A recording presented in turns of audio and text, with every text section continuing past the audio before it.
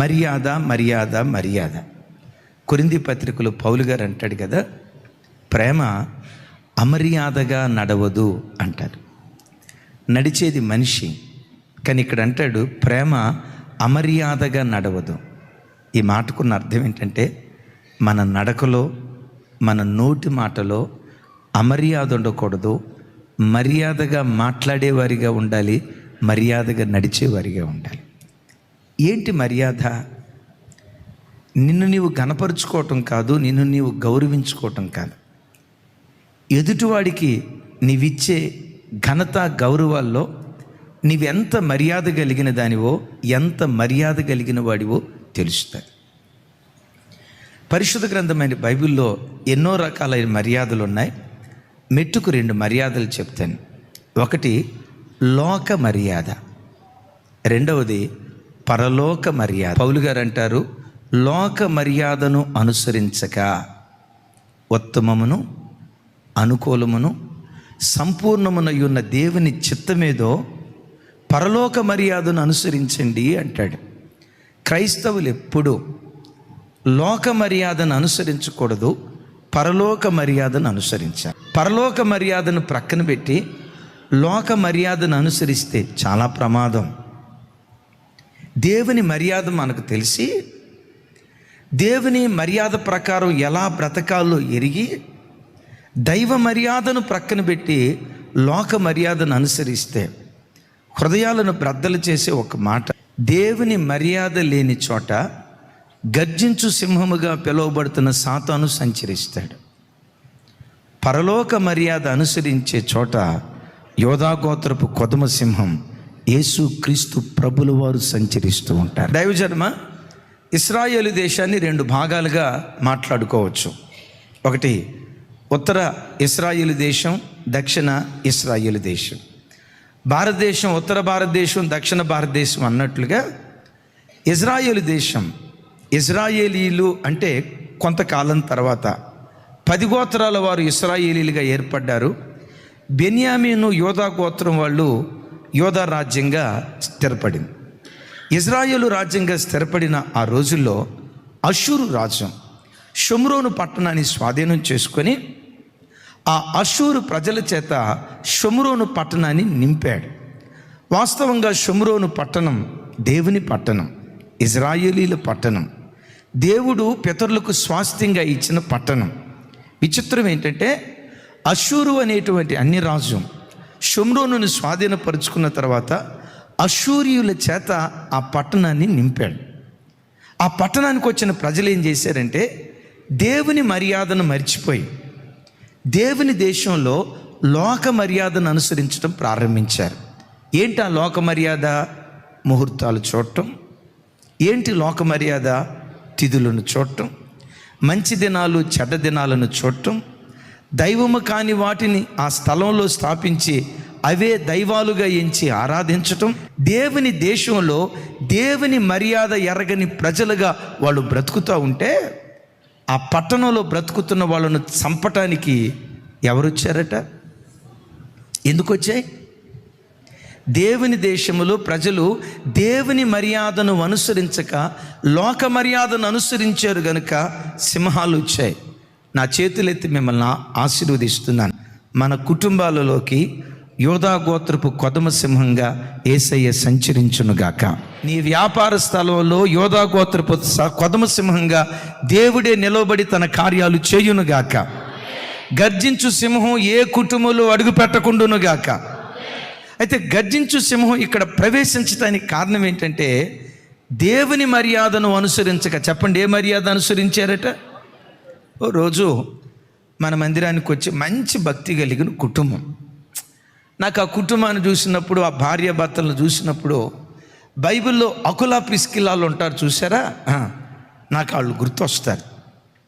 అంత మంచి భయభక్తులు కలిగినటువంటి కుటుంబం. ఒకరోజు నేను ఆ ఇంటికి విజిటింగ్కి వెళ్ళాను, దైవ సేవకురాలు మేము వెళ్ళాం. వెళ్ళిన తర్వాత విచిత్రం ఏంటంటే ఆ ఇంట్లో నుండి కళ్ళు వాసన వస్తుంది. కళ్ళు కళ్ళు కళ్ళు కళ్ళు కళ్ళు వాసన వస్తుంది. అంటనా ఇదేమైనా అదో రకమైన అత్తర వాసన అంటే అత్తర వాసన కాదు. ఎంతో కొంత కళ్ళు వాసన తెలుసు కదా. మీకెట్టా తెలుసు అన్నా నన్ను అడగొద్దు, మనమంతా పల్లెటూరు నుంచి వచ్చిన వాళ్ళమే కదా, తెలిసింది కదా. ఏంటి కళ్ళు వాసన వస్తుంది? ఈ అక్క అన్న మన చర్చిల్లో మనకు తలమానిక లాంటి వాళ్ళు, కిరీటం లాంటి వాళ్ళు ఎక్కడ రావటం ఏంటి అని అనుకుంటా ఉన్నాను. ఇంకా క్షణం గడిచే కొద్దీ ఆ వాసన ఎక్కువైపోతుంది. ఇట్లా అంటున్నా నేను. అంటా ఉంటే ఆ అన్న అక్క బెరుకుగా చూస్తున్నారు నా వైపు. వాళ్ళు బెరుకుగా చూసేసరికి లోపల ఒక అనుమానం, ప్రభా వీళ్ళేం కళ్ళు తాగలేదు కదా, వీళ్ళు కళ్ళు తాగటం ఏంటే, మన మందిరానికి వచ్చే బిడ్డలు అడుగుదామా, ఏమనుకుంటారో, బాధపడతారేమో. అయ్యా ఏంటయ్యా ఎందుకు ఇట్లా చేసావంటే, అన్న మా ప్రాంతంలో ఉన్న మర్యాద ఏంటంటే బంధువులు వచ్చారంటే సొక్క మొక్క ఎంత ఎక్కువ పోస్తే అంత గౌరవించినట్లన్నా అని అన్నారు. దైవజనమా ఒకటి వినండి, లోక మర్యాదను మీరు అనుసరించినా నేను అనుసరించిన, లోక మర్యాద అనుసరించే చోట గర్జించు సింహముగా పిలువబడుతున్న సాతాను సంచరిస్తాడు. లోక మర్యాదకు చోటు ఇవ్వకుండా దైవ మర్యాద ఏదో, పరలోక మర్యాద ఏదో, పరలోక మర్యాదను మనం అనుసరిస్తూ ఉంటే పరలోక మర్యాద కలిగిన చోట ఆత్మదేవుడు సంచరించటం ప్రారంభిస్తాడు. సిద్దిపేట ప్రకాష్ గారు ఓ చిన్నపిల్లడు అనారోగ్యంతో ఉంటే తరచుగా ప్రార్థన చేయటానికి వెళ్ళారు.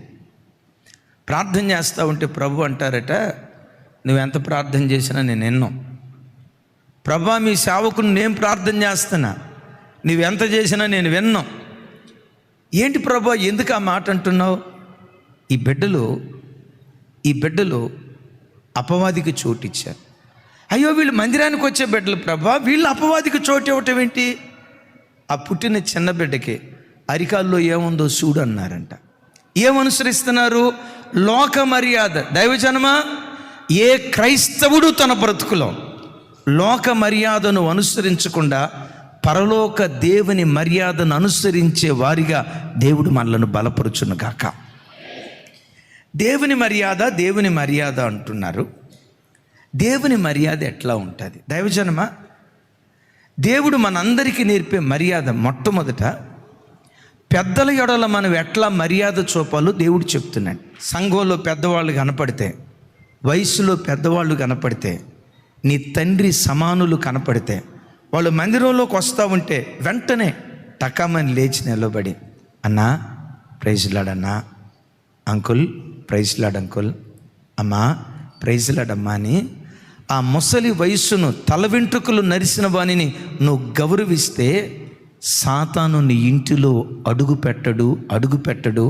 దేవుని ఆత్మ మన ఇంట్లో సంచరిస్తుంది. బైబిల్లో ఒక మహానుభావుడు ఉన్నాడు. ఆయన పేరు దైవజనుడైన మోషే ఎవరు? మహా గొప్ప నాయకుడు. 6 లక్షల మంది ఇశ్రాయేలు కాల్బలాన్ని ఐగుప్తు దాస్యత్వంలో నుంచి విడిపించినటువంటి మహనీయుడు. అలాంటి గొప్ప వ్యక్తి అరణ్యంలో ఉన్నప్పుడు తన మామ తనను కలుసుకోవటానికి వస్తున్నాడు అన్న సంగతి విన్నాడు. ఈ మహా గొప్ప నాయకుడు లేచి తన మామని ఎదుర్కోవటానికి వెళ్ళి మామ దగ్గరికి వెళ్ళి, మావో ఇదిగో నాకు పిల్లనిచ్చినోడు కదా, నా కాళ్ళు గడుగు, నా చేతులు కడుక్కోవటం వీడికి రాదేమో మరి పాపం, నా కాళ్ళు గడుగు, నా చేతులు గడుగు అని లోక మర్యాదను దైవజనుడైన మోషే పాటించలేదు. మరేం పాటించాడు? పరలోకపు దేవుని మర్యాదను పాటించాడు. ఏంటా మర్యాద?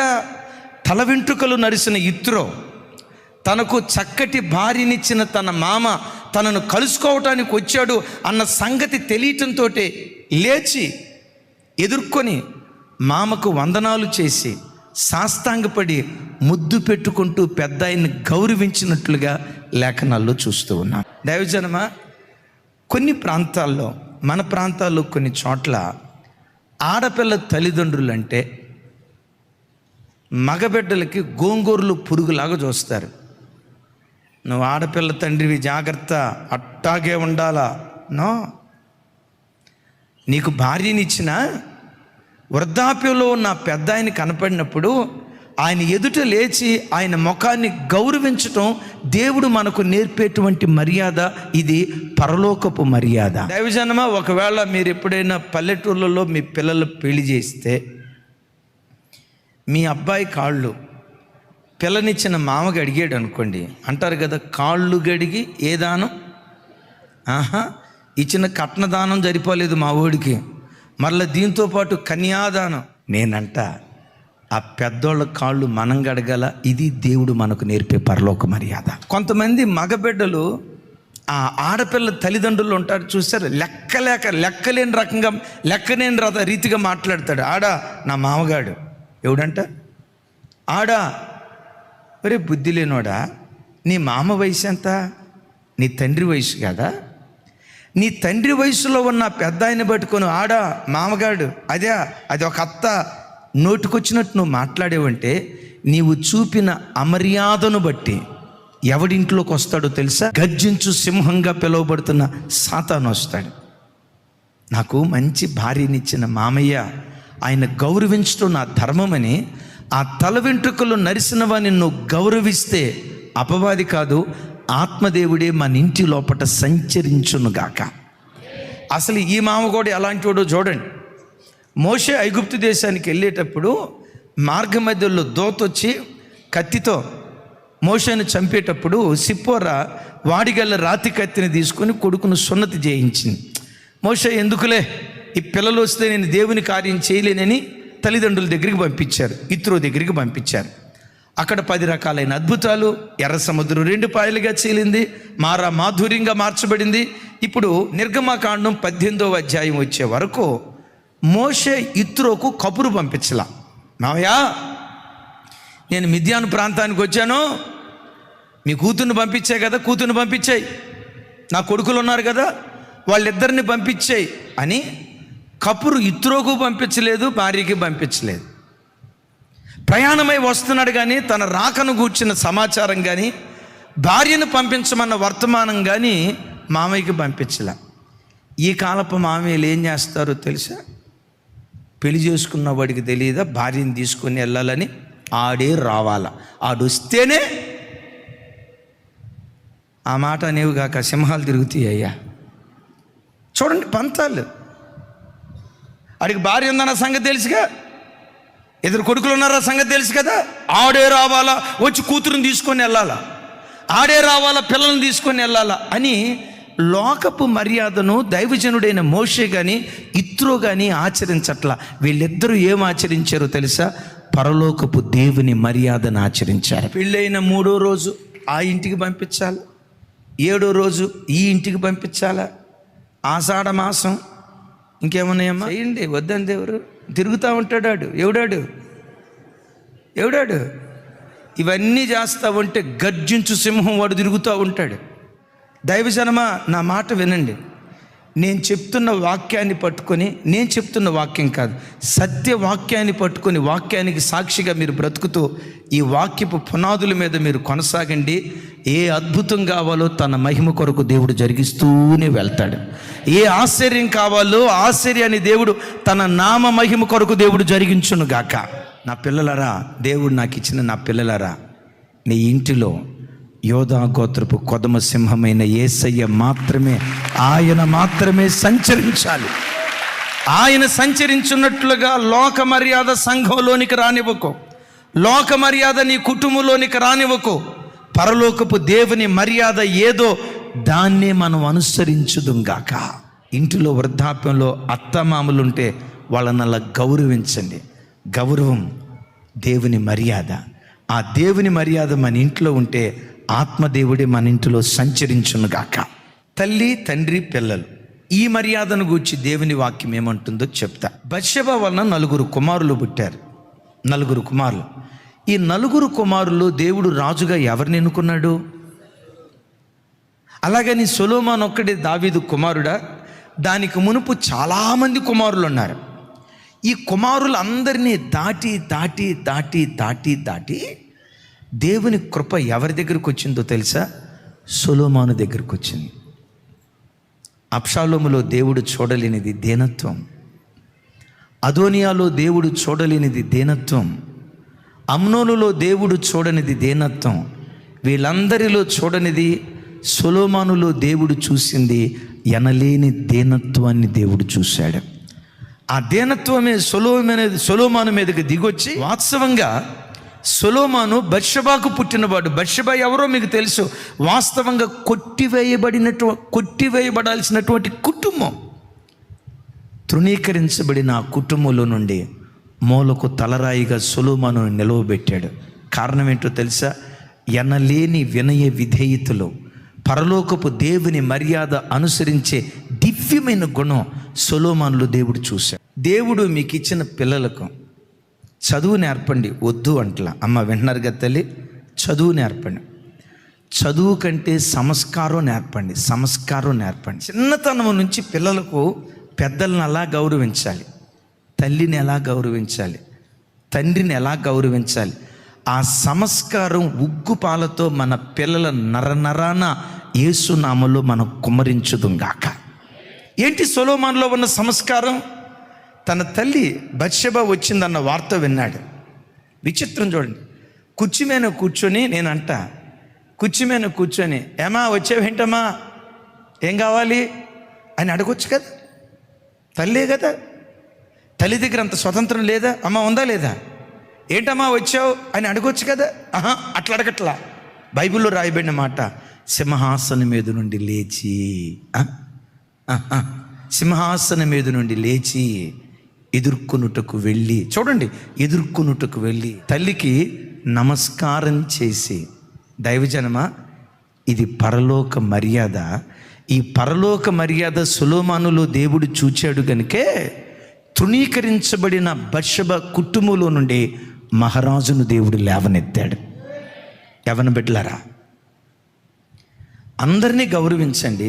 అంతకంటే విశేషంగా నిన్ను కన్న గర్భం ఉందే, నవమాసాలు మోసి తన రక్తాన్ని పాల రూపంలో మార్చి తన రక్తాన్ని తాపించి నిన్ను పెంచి పెద్ద చేసిందే, నీవే సర్వస్వమని ఏ తల్లి ఏ తండ్రి వారి కలిగిన సమస్తాన్ని నీ కొరకు ధారపోశారు. ఆ అమ్మని ఎప్పుడు ఏడ్పించుకో. ఆ నాన్న కళ్ళమటి కన్నీళ్ళు ఎప్పుడు నిన్ను బట్టి రానివ్వుకో. ఇలాంటి కొడుకు నాకెందుకు పుట్టాడు, ఇలాంటి కూతురు నాకెందుకు పుట్టిందని నిన్ను కన్న గర్భం ఎప్పుడు నిన్ను బట్టి ఆడవకూడదు. సాధ్యమైనంత వరకు వాళ్ళు చేతులెత్తి నిన్ను ఆశీర్వదించేటట్లుగా వారి పట్ల పూర్ణ వినయభావంతో బ్రతకటం ఇది పరలోకపు దేవుని మర్యాద. 2 కూతుర్లయ్యా, నా భర్త త్రాగుబోతాయి విడిచిపెట్టాల్సిన పరిస్థితి వచ్చింది. సరే, నా జీవితం తిరిగి నాశనం అయిపోయింది. నా పిల్లలకైనా మంచి భవిష్యత్తు ఇవ్వాలని గత 20 సంవత్సరాల క్రితం మస్కట్ దేశానికి వెళ్ళాను. ఇప్పటికి సుమారుగా 70 లక్షల రూపాయలు మస్కట్ దేశం నుంచి నా ఇంటి వాళ్ళకు, నా పిల్లలకు పంపించా. నా కూతురు కాస్త ఏదో తేడాగా ప్రవర్తిస్తున్నట్లుగా నాకు తెలిసి నా కూతురుకు ఫోన్ చేసి, అమ్మా కొంచెం జాగ్రత్తగా ఉండు, తప్పు, జీవితం పాడైపోతుంది.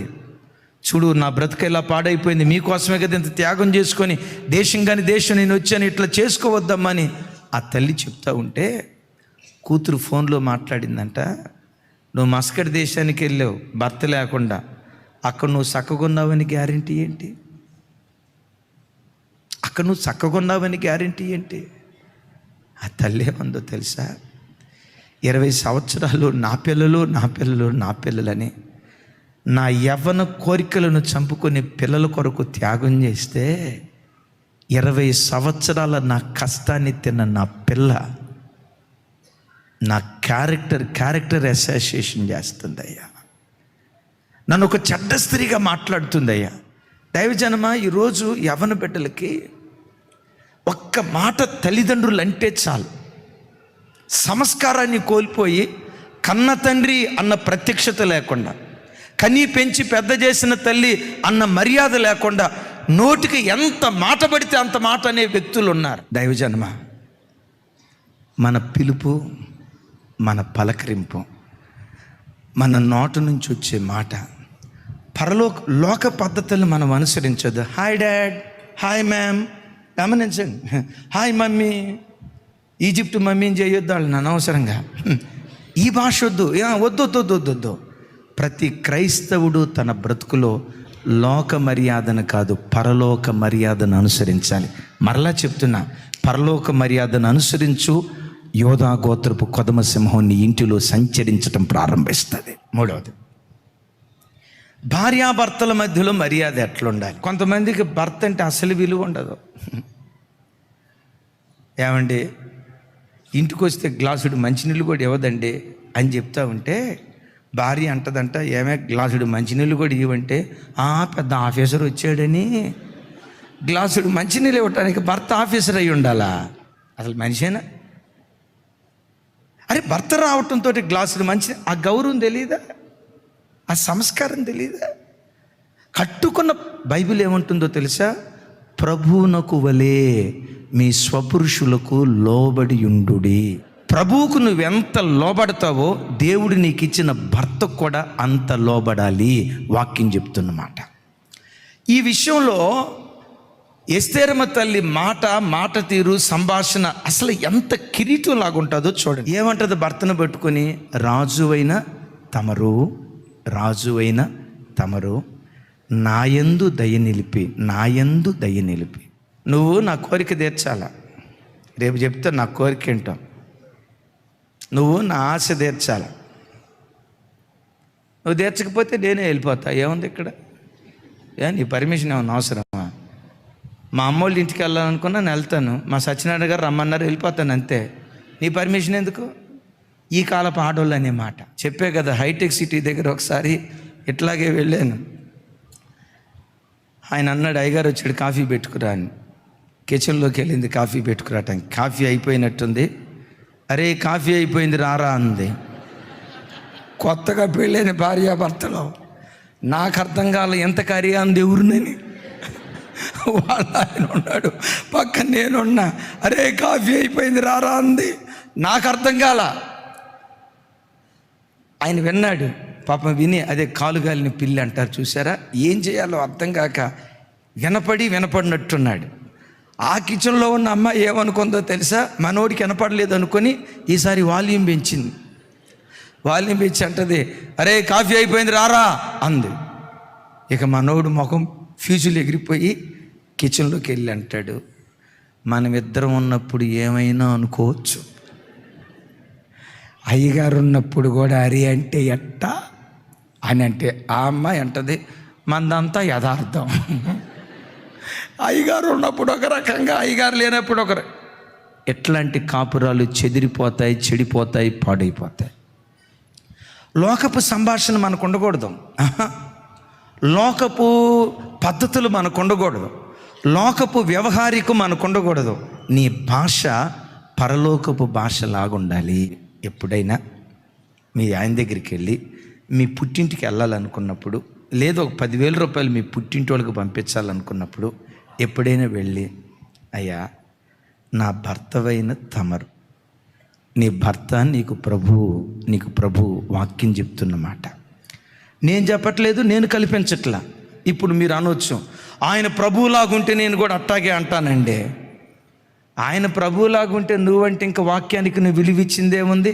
ఆయన ప్రభువా దయ్యమా తర్వాత వాక్యాన్ని పట్టుకొని అంతటి మర్యాద గౌరవం నువ్వు చూపిస్తే నీ ఇంట్లో యోధా గోత్రపు కొదమ సింహంగా పిలువబడుతున్న యేసయ్య సంచరించడానికి దేవుడు కృప చూపించును గాక. రాజువైన తమరు. నేను అనుకుంటా ఆ మాటకి మా ఊడు ఫుల్గా ఫ్లాట్ అయిపోయాడు. ఏమంటాడు తెలుసా? రాజదండం చాపి అంటాడు, రాణి ఏం కావాలో కోరుకో, నా రాజ్యంలో సగమేమన్నా ఇచ్చేస్తా, నా ఆస్తిలో సగమేమన్నా ఇచ్చేస్తా. చూడండి, మాట తీరు సరిగ్గా లేక చిన్న చిన్న విషయాలు చిలికి మూడో ప్రపంచ యుద్ధానికి వెళ్ళిపోతున్నాయి. మన మాట తీరు ఎదుటివాడిని గౌరవించేటట్లుండును గాక.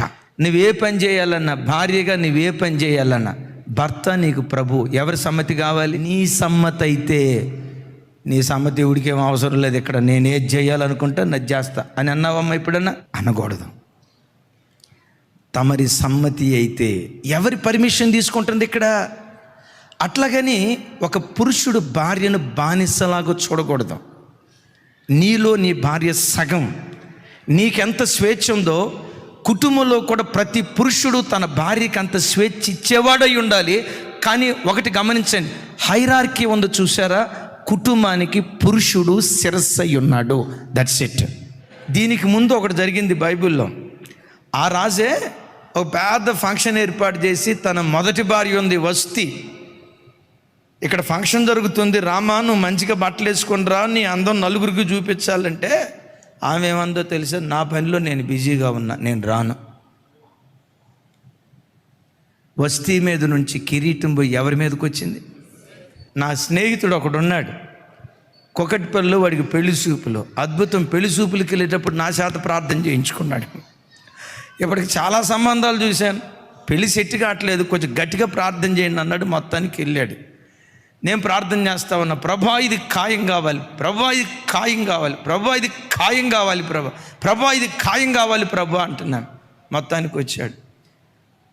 ఏమైంది? పెళ్లి చూపులు అయింది, ఖాయమైందా అన్నాను. ఏం ఖాయమైందో నీకు చెప్తానుండు. పెళ్లి చూపులకి వెళ్ళినప్పుడు అమ్మాయి ఏందంట, కొంచెం పర్సనల్గా మేము మాట్లాడుకోవాలి, ఒక 5 నిమిషాలు టైం అయింది అందంట. వీడు పక్క పల్లెటూరులో పుట్టినోడు, సపరేట్గా మాట్లాడుకోవాలని అంటంతో గుండెల్లో రాయిబడినట్టు అయిపోయి మా ఊడికి చెమటలు పెట్టిపోయి ఏం చేయాలో అర్థం కాక నేను బాను అన్నాడంట. వాళ్ళ నాన్న పక్క నుండి ఒక పోటు పొడిసి, ఎట్లా చేయబట్టారో నీకు పెళ్ళి రాడా, పోయి వెళ్ళి మాట్లాడు, ఎట్లా చేయబట్టే అని చెప్పి పెట్టమని కొడితే ఇక మొత్తానికి వెళ్ళాడంట. సపరేట్గా బాల్కనీ దగ్గర నిలబడి మాట్లాడుతున్నారంట. ఆ అమ్మాయి అంటుందంట, నాకు చీర కట్టుకోవటం ఇష్టం ఉండదు, 24/7 jean pant T shirt, pant మీదే ఉంటా, మిడ్డీ మీదే ఉంటా, నీకు ఇష్టమేనా? మా వాడు అనుకున్నాడంట, హైదరాబాద్లో ఉండే అమ్మాయి కదా, మనం ఎందుకు కాదనాలా, సరే నీ ఇష్టం అమ్మ, నీ ఇష్టమే, నా ఇష్టం అన్నాడంట. రెండవది, నేను హైదరాబాద్లోని ఇంజనీరింగ్ చదివా, నాకు గర్ల్ ఫ్రెండ్స్ ఉన్నారు, బాయ్ ఫ్రెండ్స్ ఉన్నారు. ఫ్రెండ్స్ అంతవరకే, నువ్వు ఎక్కువ దూరం బయట పోవద్దు అందంటే. బ్రాడ్ మెంటాలిటీ ఉండాలి, విశాలమైన దృక్పథం ఉండాలి. నా బాయ్ ఫ్రెండ్స్తో అప్పుడప్పుడు నేను ఐమాక్స్కి, సినిమాలకు అక్కడికి వెళ్తా, నువ్వేమనకూడదు, నీకు ఇష్టమేనా అందంట.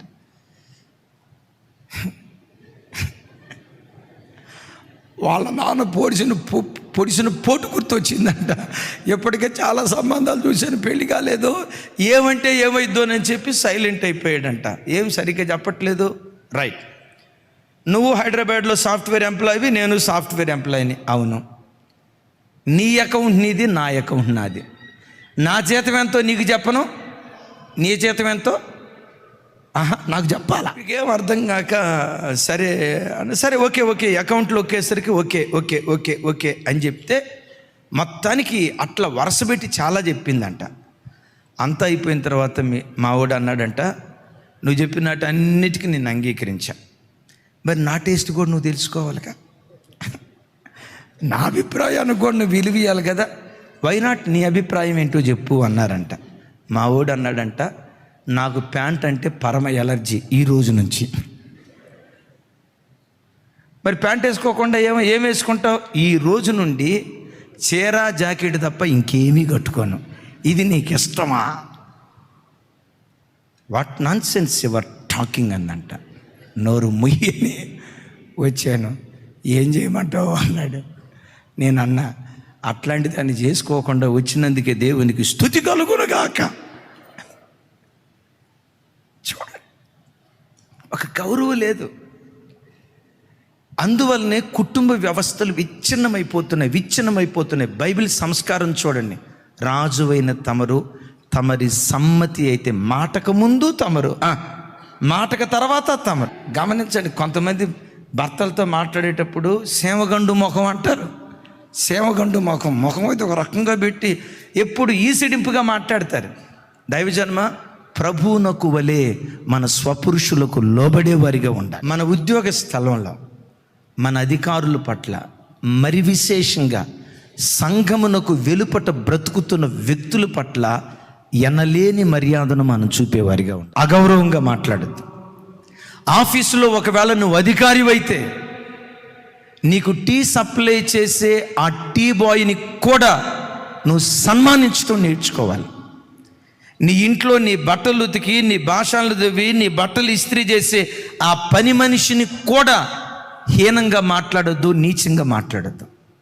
దైవజనమ, మన ఆస్తికి కాదు విలువ ఇవ్వాల్సింది, వ్యక్తికి మనం విలువిచ్చే వారిగా ఉండాలి. హోదా కాదు మనం విలువివ్వాల్సింది, మన తోటి మనిషి అని దానికి మనం విలువిచ్చేవారిగా దేవుని సన్నిధిలో బ్రతుకుదుముగా. మీ యజమానుడు సాత్వికుడు అయ్యాడు, సార్ చేతులు కట్టుకున్నావు, నీ గొప్పతనమే ఉంది. నువ్వు పనిచేసే పని స్థలంలో నీ ఇంజనీర్, నీ సూపర్వైజర్, నీ మేనేజర్ నేను గౌరవంగా సంబోధించేవాడు మంచితనం కలిగిన వాడు. ఆ మంచితనం కలిగిన వాడి దగ్గర నువ్వు మంచితనంగా ప్రవర్తించావు. నేనంట నీ మంచితనమే ఉంది అక్కడ. ఆయన మంచిగా ఉన్నాడు కాబట్టి నువ్వు మంచిగా ఉన్నావు. నీలో మంచి ఉండటం ఏంటి? ఆ అన్యుడిలో కూడా మంచితనం ఉంది కదా. మరి దేవుని నమ్ముకున్న ఆయన పిల్లలైన మనలో ఉండాల్సిన ప్రత్యేకత ఏంటి? చూడండి, నువ్వు పనిచేసే చోట యజమానులు ముష్కరులుగా ఉంటారు, కఠినాత్ములుగా ఉంటారు, క్రూరులుగా ఉంటారు. అలాంటి ముష్కరులైన యజమానులకు కూడా దేవుని మాటను బట్టి పూర్ణ భయముతో మనం లోబడే వ్యక్తులుగా దేవుని సన్నిధిలో బ్రతుకుతాముగాక. కంపెనీలో పనిచేసే చోట ఆ మేనేజర్ వస్తున్నాడు అనుకోండి. మేనేజర్ వచ్చేటప్పుడు ఏదో పని చేస్తున్నట్టుగా యాక్షన్ చేస్తా లేనిపోని వణుకుడు రోగం తెచ్చుకొని సార్ సార్ సార్ అంటారు, యాక్షన్ చేస్తారు. అట్లా పక్క వెళ్ళటంతో అంత ఒత్తిదే, ఆడంత ఒత్తిడే. అట్లా దాటి వెళ్ళిపోయిన తర్వాత నువ్వు ఎగతాళి చేసావు. నువ్వు నమస్కారం చేసింది ఆయన చూశాడు, ఎగతాళి ఆయన చూడలా. నేనంట, నువ్వు నమస్కారం చేసింది దేవుడు చూశాడు, ఎగతాళి చేసింది దేవుడు చూశాడు. ఏమంటుంది వాక్యం? నీ పని స్థలంలో నీ యజమానులు నిన్ను అర్థం చేసుకోలేకపోవచ్చు, నేను కాదంట్లా. మూర్ఖులే, కఠినాత్ములే, కొన్నిసార్లు ముష్కరులుగా ప్రవర్తిస్తూ ఉంటారు.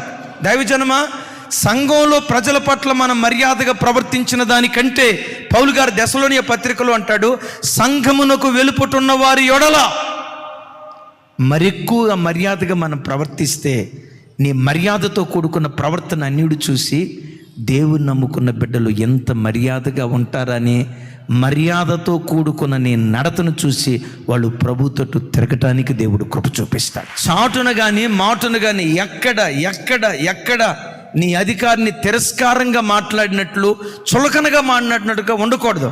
అలా మాట్లాడేమా అది లోక మర్యాద. దైవ మర్యాద ఏంటో తెలుసా? ముష్కరులైన యజమానులకు పూర్ణ భయంతో లోబడాలి. నా చేతులెత్తి మిమ్మల్ని దీవిస్తున్నా. దేవుని మర్యాదను నేర్చుకొని దైవ మర్యాదలో నీవు నేను బ్రతుకుతూ ఉంటే సాక్షాత్తు పరిశుద్ధాత్మ దేవుడే మన ఇంటిలో సంచరించడం ప్రారంభిస్తాడు. యోధాగోత్రపు కొదమసింహంగా పిలువబడుతున్న యేసు ప్రభువారే మన గృహాల్లో ఆయన సంచరించడం ప్రారంభిస్తాడు. యేసయ్యకి మహిమ కలుగును గాక. ముష్కరులైన యజమానులకు మనం ఎలా లోబడాలట? సంపూర్ణ భయంతో మనం లోబడాలి అంటాడు. ముష్కరుడు అని అనలేను, కానీ దానియేలును సింహాల బోన్లో వేశాడు దర్యావేషు రాజు. తెల్లారింది వచ్చాడు, జీవము కలిగిన దేవుని సేవకుడైన దానియేలు, నిత్యము నీవు సేవించుచున్న నీ దేవుడు నిన్ను రక్షించగలిగిన అన్నాడు. సింహాల బోన్లో ఉన్న దానియేలు ఏమంటాడో తెలుసా? రాజు చిరంజీవగునుగాక, నా దేవుని దృష్టికి నేను నిర్దోషిగా కనపడి తిని కనుక సింహాల నోళ్లను మూయించాడు. రాజా, నీ దృష్టికి నేను నేరము చేసిన వాడును కాదు కదా అంటాడు. అంటే తన అధికారిని ఎంత గౌరవించాడో చూడండి. అంత గౌరవించాడు కాబట్టే సింహాల బోనులో ఉన్న ఆ సింహాల నోళ్లను దేవుడు మూయించేసేసాడంతే. అటు కృప దేవుడు మనకు దయచేయును గాక. ఆఖరి మర్యాద ఏంటంటే దేవుని మర్యాద. ఇందాక మనం చూసాం కదా, ప్రతి విషయంలో దేవుని పట్ల మనం మర్యాద చూపేటువంటి వారిగా ఉండాలి. ఏంటి దేవుని మర్యాద? దేవుని పట్ల భయం, దేవుని పట్ల భక్తి కలిగి దేవుని సన్నిధిలో బ్రతకటమే పరలోకపు దేవుని మర్యాద. ఏంటి దేవుని మర్యాద? ఆ దేవుడంటే భయం. ఒక చెడు మాట మాట్లాడటానికి నువ్వు భయపడాలి, ఒక చెడు దృశ్యం చూడటానికి నువ్వు భయపడాలి. దేవునికి అయిష్టమైన కార్యాలు చేసేటప్పుడు అయ్యో నేను ఆరాధించే దేవుడు నన్ను చూస్తున్నాడు, అగ్ని జ్వాలల వంటి నేత్రాలు కలిగినవాడు. తల్లి నన్ను గమనించకపోయినా, తండ్రి నన్ను గమనించకపోయినా, తోబుట్టులు నన్ను గమనించకపోయినా, నా నడత పడక యావత్తు గమనించే దేవుడున్నాడు. అగ్ని జ్వాలల వంటి నేత్రాలు కలిగిన వాడని ప్రతి క్షణం ఆయనకు నువ్వు భయపడుతూ బ్రతుకుతుంటే అద్భుతం తెలుసా? ప్రతి క్షణం ఆ దేవునికి నువ్వు భయపడుతూ ఉంటే, దేవునికి భయపడటం పరలోకపు దేవుని మర్యాద. బైబిల్ ఏమని రాస్తుందో తెలుసా? వారి భయం వారికి ఐశ్వర్యాన్ని కలుగు చేస్తుంది అని రాస్తుంది. ఒక వ్యక్తికి ఐశ్వర్యం కలుగు చేసేదేది? దేవుని పట్ల నీ గుండెల్లో ఎంత భయం ఉంటుందో, యేసు నామం పేరిట భయమే నీకు ఐశ్వర్యాన్ని కలుగు చేయును గాక. భయం ఉంటే సరిపోదు, భయంతో పాటు ఏముండాలి? ఏంటి భక్తి అంటే? చూడండి, ఏంటి భక్తి అంటే? ఉదయం పడకల మీద నుంచి లేవటంతో దేవుని సన్నిధిలో మోకాళ్ళు ఉండటం భక్తి. ఉదయం లేవటంతో సెల్ ఫోన్ ముట్టుకోక మునిపే పరిశుద్ధ గ్రంథాన్ని ముట్టుకోవటం, నీ కళ్ళు మొట్టమొదట దేవుని వాక్యాన్ని చూడటం, అది భక్తి. సాయంత్రం అయిందంటే ఇంటిల్లపాది దేవుని సన్నిధిలో కూర్చొని కుటుంబ ప్రార్థన చేసుకోవటం, ఇది భక్తి. ఏంటి భక్తి? ఆదివారపు ఆరాధన 5:45కి మొదట ఆరాధనకు వస్తున్నావు, నిమిషం కూడా లేట్ కాకుండా దేవుని మందిరానికి ప్రతి ఆదివారం రావటం భక్తి. ఈరోజు రాత్రి మాసాంతర కూటం ఉంది. దైవజనుల మాటకు లోబడి దేవుని సన్నిధికి, దైవ సన్నిధికి రావటం, అది భక్తి. వారానికి ఒకసారి ఉపవాసం ఉండటం భక్తి. నెలకొక్కసారి సంపూర్ణ రాత్రి ప్రార్థన చేసుకోవటం, అది భక్తి. దేవుడు నీకు ఇచ్చిన రాబడిలో ప్రతి నెల 10వ భాగం ఇవ్వటం, అది భక్తి. భయము, భక్తి ఏ కుటుంబాల్లో ఉంటుందో వారు దేవుని మర్యాదను అనుసరించేవారు. దేవుని మర్యాదను అనుసరించే కుటుంబాలలోకి శత్రువైన సాతాను రాకుండా యోధాగోత్రపు సింహంగా దేవుడే సంచరించును గాక. ఒక మాటలో చెప్పాలంటే, భయభక్తులంటే చెడుతనాన్ని విసర్జించటమే భయభక్తులు కలిగి ఉండటం. దైవజన్మ ఏంటి దేవుని మర్యాద అనుసరించటం? నీ నోట చెడుతనం రాకుండా, నీ చూపులో చెడుతనం రాకుండా, నీ హృదయపు తలంపుల్లో చెడుతనం రాకుండా చెడుతనాన్ని విసర్జిస్తూ వెళ్ళిపో. అద్భుతం. చెడుతనాన్ని నువ్వు విసర్జిస్తే, చెడుతనం విసర్జించిన చోట యోధాగోత్రపు సింహంగా పిలువబడుతున్న యేసయ్య సంచరించటానికి దేవుడు కృప చూపించును గాక. 2 మర్యాదలు ఉన్నాయి. ఒక మర్యాద, రెండవ మర్యాద. ఏ మర్యాదను అనుసరిద్దాం? పరలోకపు దేవుని మర్యాదను అనుసరిస్తే మన ఇంట్లో ఎవరు సంచరిస్తారు? మన ఇంటి దగ్గరికి ఎవరు రారు? ఒకవేళ గడిచిన దినాల్లో నీ ఇంట్లో శత్రువైన సాతాను సంచరిస్తే, ఈ వాక్యం వింటుండగానే యేసు నామం పేరిట దుష్ట కార్యాలన్నీ దేవుడు లయం చేయునుగాక.